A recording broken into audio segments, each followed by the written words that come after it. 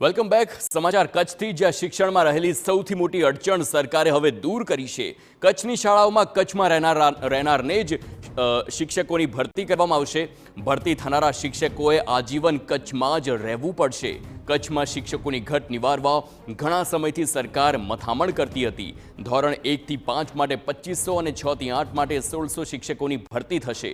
કચ્છમાં રહેવા તૈયાર ન થતા શિક્ષકોની મોટા પ્રમાણમાં ઘટ હતી અને તેને લઈને હવે નિર્ણય લેવામાં આવ્યો છે.